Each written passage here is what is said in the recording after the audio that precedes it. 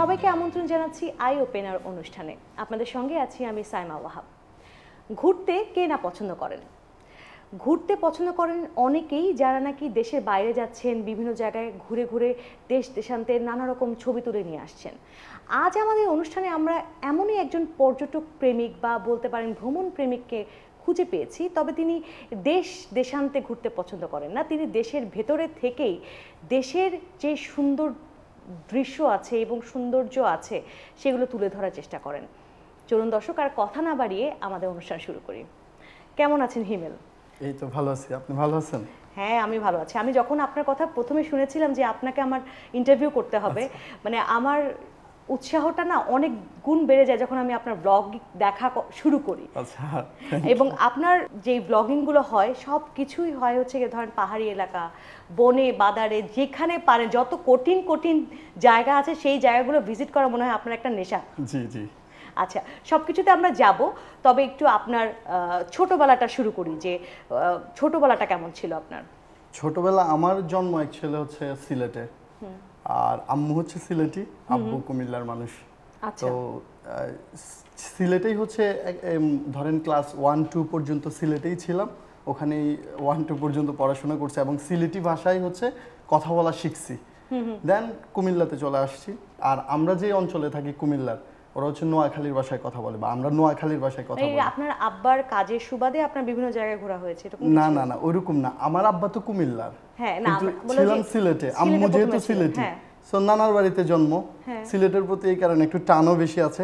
আর এরপরে তো চলে আসলাম আমি, তো আমি নোয়াখালীর ভাষায় একদম নেটিভ কথা বলি, আবার হচ্ছে মানে আপনার টোনের মধ্যে আমি সিলেটি ভাষায় নোয়াখালী পাচ্ছি, মানে আপনি নোয়াখালীর টিউন পাচ্ছেন আমার ভয়েসের মধ্যে। আচ্ছা, হ্যাঁ। তো এই ছোটবেলা হচ্ছে দুই জায়গায় ছিলাম, সিলেটেও ছিলাম, আবার হচ্ছে কুমিল্লাতে ছিলাম। তো আবার ক্লাস 10-এর পর আবার সিলেটে চলে যাই আমি পড়াশোনা করার জন্য। আমি হচ্ছে সিলেট পলিটেকনিক থেকে কম্পিউটার সায়েন্সে 4 বছরের কোর্স কমপ্লিট করি। দেন হচ্ছে সিলেটের আরেকটা ইউনিভার্সিটিতে এখন আছি, হচ্ছে ইংলিশ লিটারেচার নিয়ে পড়ছি আর কি।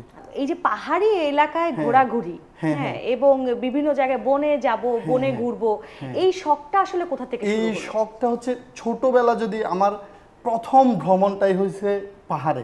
যেমন মিরসরাই নদুয়ার বাজার নামে একটা জায়গা, আমার একটা ফ্রেন্ড ছিল চট্টগ্রামে, তো ও চট্টগ্রামের একটা মাদ্রাসায় পড়তো। একদিন মাদ্রাসা থেকে পালিয়ে ওই এলাকায় যায়, নদুয়ার বাজার নামে একটা জায়গা আছে, ওখানে যায়। যাওয়ার পরে মন্নান ভাই নামে একজন মানুষ, ওকে হচ্ছে ও মসজিদে গিয়ে ঘুমাইছে, মন্নান ভাই কি করছে, ওকে ওনার বাসায় নিয়ে গেছে। যেহেতু ও বাচ্চা, ক্লাস 5-এ 4-এ কিংবা 5-এ এরকমই হবে, আমার পুরোপুরি মনে নাই। সো ওরে নিয়ে যাওয়ার পরে ওরে পাহাড়ে নিয়ে গেছিল উনি, মিরসরাই থেকে একটা এই ধরেন হচ্ছে যেখানে হচ্ছে এই ক্ষুদ্র নিগোষ্ঠীরা থাকে ওখানে নিয়ে গেছে। তো ও এসে আবার আমার সাথে মানে বলছে এটা এলাকায় এসে যে এভাবে এভাবে গেছি। তো ও আর আমি প্ল্যান করলাম তাইলে আমরা আবার যাই। তো আমরা তখন কত ছিল ধরেন এই কত ছিল, ক্লাস 6-এ ছিলাম। তার মানে আপনি 6-এ এইসব চিন্তা ভাবনা শুরু করে দিয়েছেন? হ্যাঁ হ্যাঁ, ও সহ। তো ও আমারে বলছে চলো তাইলে যাই। তো ঘর থেকে না বলে আমরা চলে গেছি 2 দিনের জন্য ওই মন্নান ভাইয়ের কাছে। ওনার নামটা না বলে চলে গিয়েছেন আপনার আব্বা আম্মা? ওনারা টেনশন করছে। মানে টেনশন করছে, এটা কোনো ব্যাপার না? ওনারা টেনশন করছে। তারপরে মানে ওই মন্নান ভাই আবার কল করে আমার আব্বুকে বলছে যে আমার কাছে আছে। মোবাইলও সেরকম ছিল না? না, মোবাইল ছিল তখন, ছোট মোবাইলগুলো ছিল। হ্যাঁ, উনি কল করে বলছে যে ওটা এখানে চলে আসছে। তো সেটা কি 2 দিন পরে বলছে নাকি ওই দিনই বলতে পারছে? ওই যেদিন গেছি ওই দিনই বলে দিছে ওনাদেরকে। এরপরে কিছুটা টেনশন তো আর করছেই তারা যে কই গেল। তো উনি কি করছে, বলে যে চল ঘুরাই নিয়ে আসি তোরে।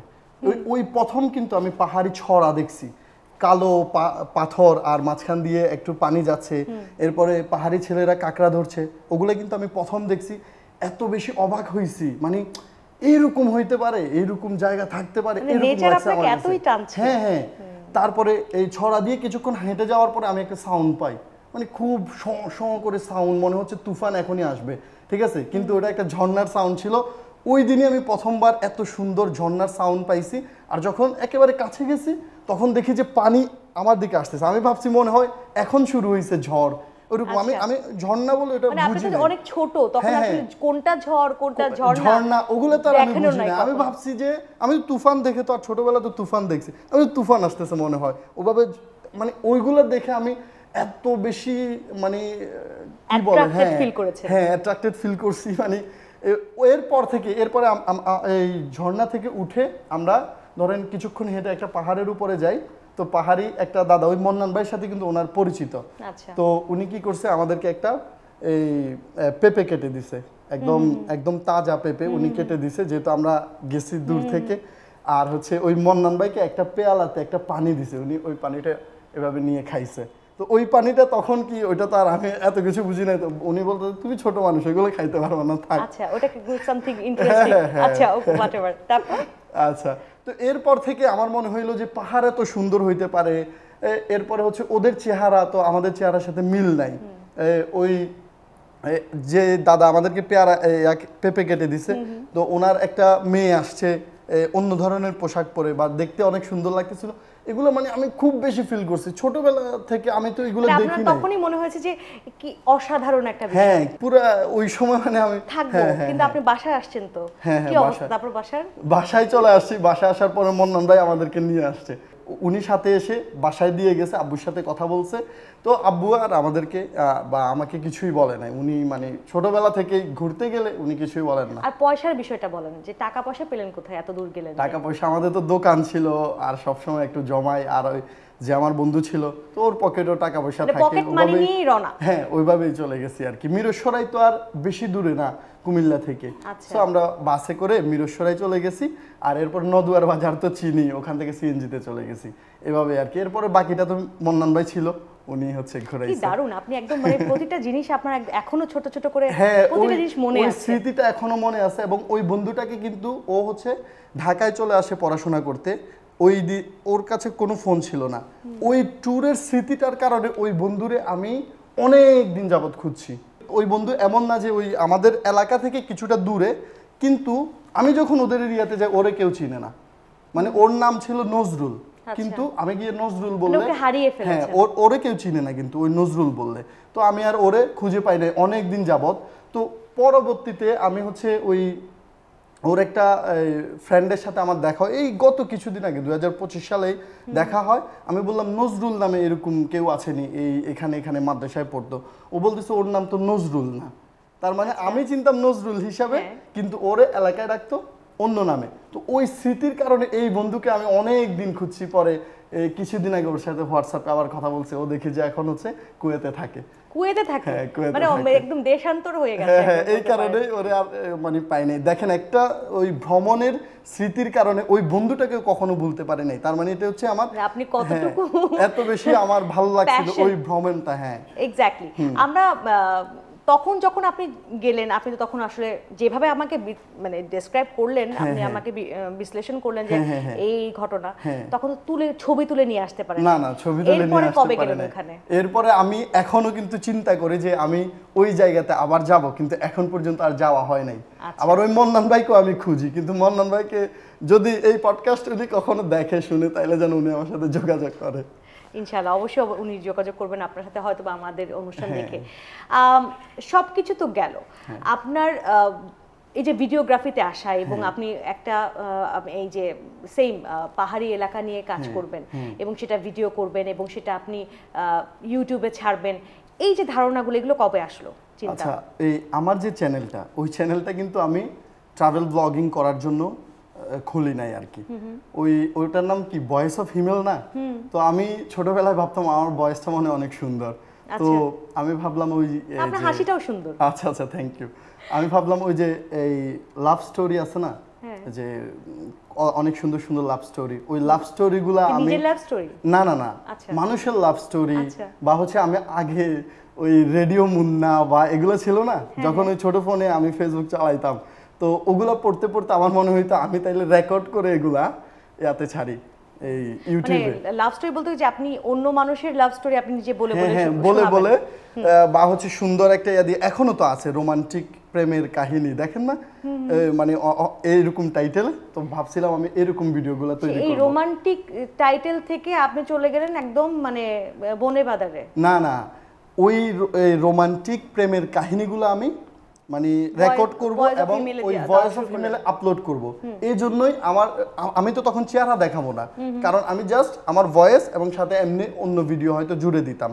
তাই না? তো এই কারণে আমি খুলছি যেন মানুষ বুঝতে পারে এই ভয়েসটা হচ্ছে হিমেলের। আচ্ছা। এই জন্য এটার নাম দিছি ভয়েস অফ হিমেল। তো ওই ভিডিওগুলো কি এখনো আছে আপনার না, পেজে? ওই ভিডিওগুলো নাই। ওই আমার একজন ভাই আছে আর কি, শরীফ ভাই। তো আমি এই হোস্টেলে বসে বসে ওই ভয়েসগুলো রেকর্ড করতেছিলাম বা করে আপলোড করতেছিলাম। উনি এগুলো দেখছে, দেখে বলে যে তুমি যে এগুলো করতেছো পরে তো পোলাপাইন এগুলো শুনবে, পরে প্রেম করতে চাইবে ছোট ছোট ছেলেরা, এগুলো তো ঠিক না। কেন ঠিক না?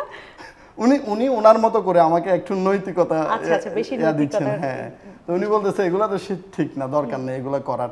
তো পরে ওনাদের সাথে আমি একদিন সিলেটের জাফলংয়ের ট্যুরে যাই, পরে জাফলংয়ের ভিডিওটা আপলোড দিই। আপলোড দেওয়ার পরে ওখানে কপিরাইট আসছে, দেন আবার ডিলিট করে দিছি, ওইটা ভালো লাগে নাই। তো এরপরে হচ্ছে আমার একটা বন্ধু ছিল পত্তয় চাকমা নামে, মানে ওই যে ট্যুরে গেছি আমি ছোটবেলা, আর ও তো চাকমা আর পড়ি একই ক্লাসে।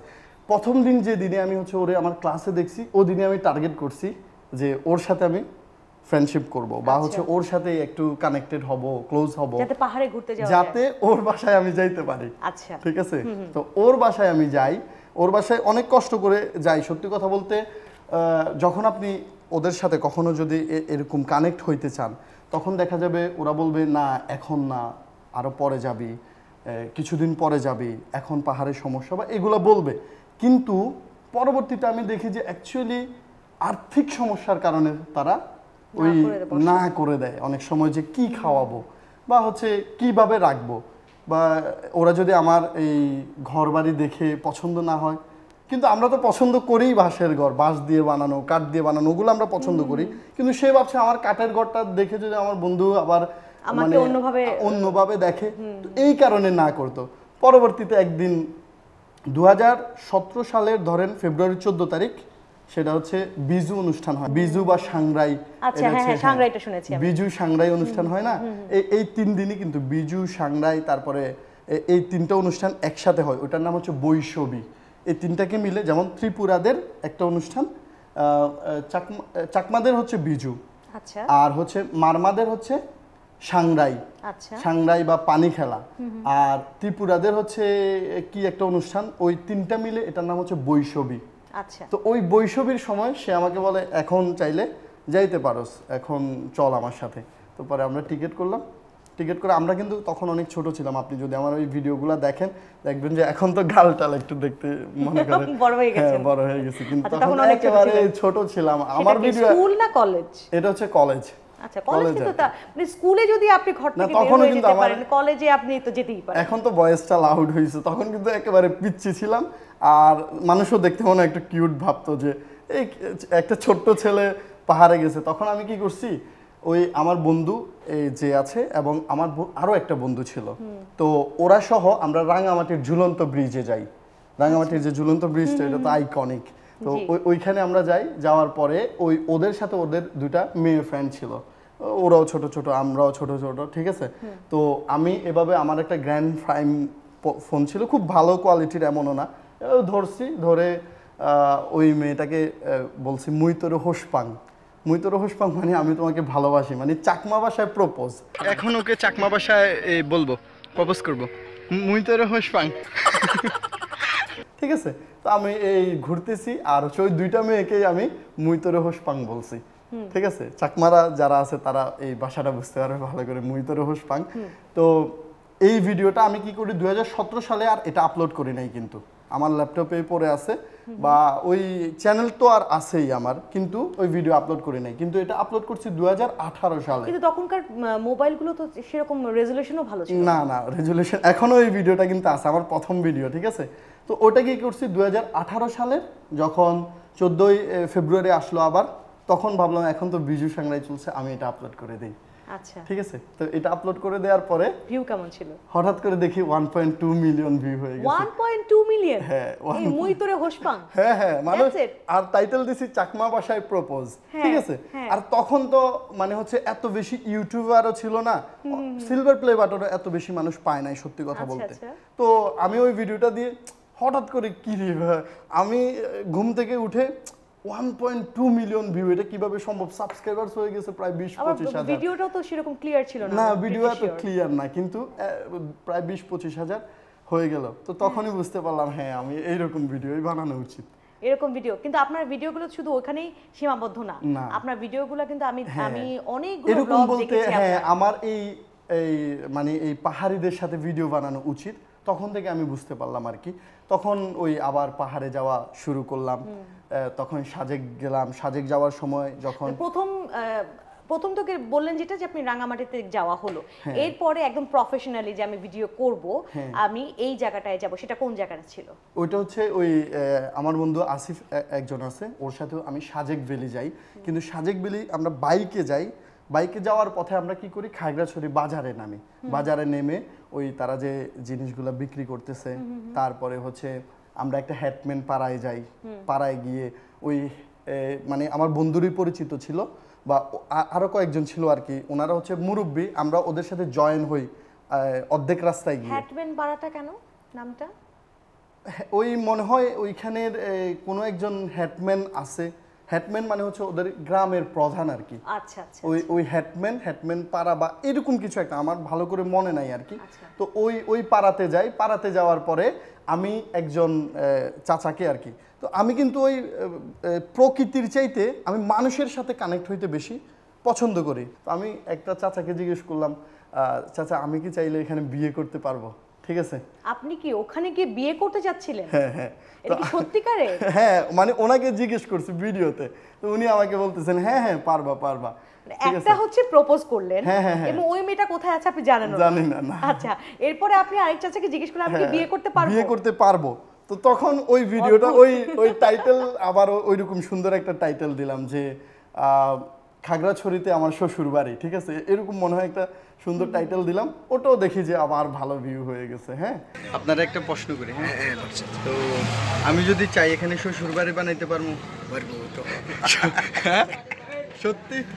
আচ্ছা। তারপরে সাজেক গেলাম। তো এরকম আপনি প্রতিটা ভিডিওতে একটা ক্যাচি লাইন দিয়ে দেন? এখন সবগুলোতে ক্যাচি দেই না, তখন একটা ট্রেন্ড ছিল ক্যাচি দেয়ার আর কি। আচ্ছা। এই হয়ে গেল সেই হয়ে গেল, এগুলার একটা ট্রেন্ড ছিল তখন। মানে তখন আপনি যখন ওই যে মানে ইনিশিয়ালি যখন শুরু করেন। হ্যাঁ, ইনিশিয়ালি যখন শুরু এই যে আপনি যে বলতেছিলেন যে আপনি হুন্ডা দিয়ে যান, হ্যাঁ, আমি আপনার কয়েকটা ভিডিওতে দেখেছি এরকম যে আপনি হাঁটছেন, পাহাড়ে উঠছেন, আবার হঠাৎ করে দেখি আপনার হাতে হুন্ডা, এবং আপনি সঙ্গে সঙ্গে বলছেন যে এখানে কিচ্ছু নাই, এখানে কি কোনোভাবে যাওয়া আসা না, আবার হুন্ডাও পেয়ে গেলেন। এটা কিভাবে?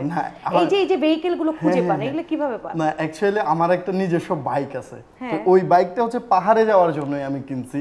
আর ওটা দেখতেও ওই দেখবেন যে একটু আমার ওটার নাম হচ্ছে ব্ল্যাক প্যান্থার, আমি নিজে ডাকি আর কি। ওটা একটা ব্ল্যাক বাইক, তো ওটা নিয়ে আমি হচ্ছে যাই, ক্যাফে রেসার বাইক আর কি। তো ওটা নিয়ে যাই, যাওয়ার পরে আমি এক জায়গায় রেখে দিই, দেন হচ্ছে আমি হয়তো এটা কি মানে সিকিউরড যে আপনি আছেন? হ্যাঁ, আপনি এটা একেবারে সত্যি কথা। আপনি যখন খাসিয়া পুঞ্জিগুলাতে যাবেন, এটা হচ্ছে সিলেটে, আপনি সারাদিন যদি পুঞ্জির বাইরে একটা বাইক রেখে দেন, ওখান থেকে চুরি হবে না। আর আপনি পুঞ্জিগুলো সম্পর্কে যখন জানবেন, দেখবেন পুঞ্জিতে কখনো এই পুলিশ যাইতে হয় নাই, ঠিক আছে, ওরা ওদের সব মানে যত প্রবলেম আছে ওগুলো সমাধান করে ফেলে।